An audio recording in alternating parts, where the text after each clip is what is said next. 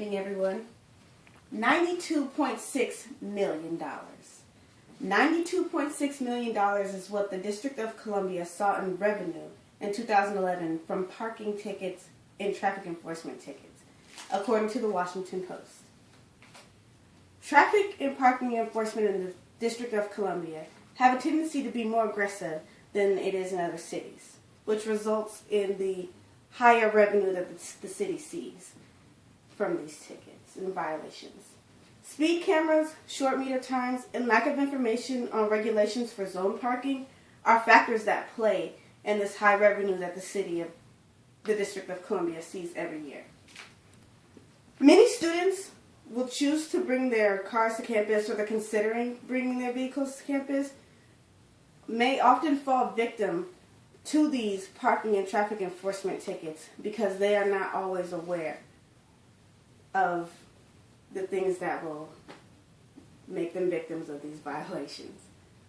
And as a student who commutes to campus every day via car, I have firsthand knowledge of parking and traffic enforcement in Washington, D.C. Speed cameras. Not all of us are well versed in what a speed camera is because we may come from a city that does not have speed cameras. A speed camera is a camera that they put on the traffic light, and as you go through it, when the light turns yellow or the light turns red, if you go too far over a white line that's painted on the street, it will take a picture of your car or your license plate and it sends you a ticket in the mail. Nebraska Senator Ernie Chambers declared speed cameras unconstitutional in the state of Nebraska in 1998, according to the legislation in Nebraska. In addition to an issue with multiple speed cameras in the district, short meter times could also pose an issue. According to the DWP website, meters charge premium rates, for example, about 50 cents for 15 minutes to park in the District of Columbia. To make this, to make it more convenient to park at a meter, the District of Columbia has developed an application that you can download on your phone.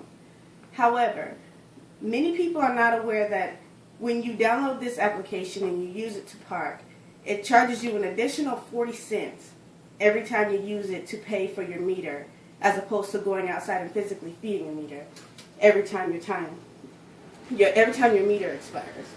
And although the expensive parking meter could be an issue for some students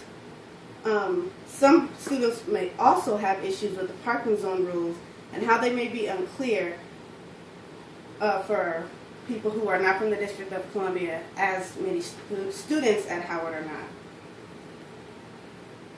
Many people from smaller cities are not familiar with the parking zones because they do not have them.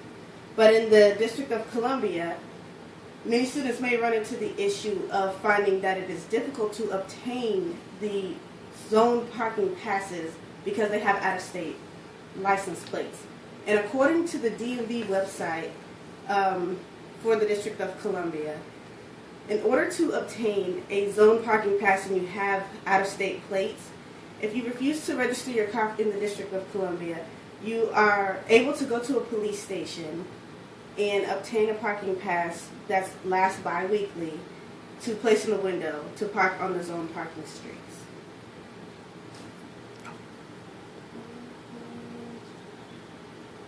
From what I have brought to your attention today, you may be able to see the speed cameras, short meter times, and lack of information on zone parking may make it difficult to have your car on campus or consider bringing your car to campus.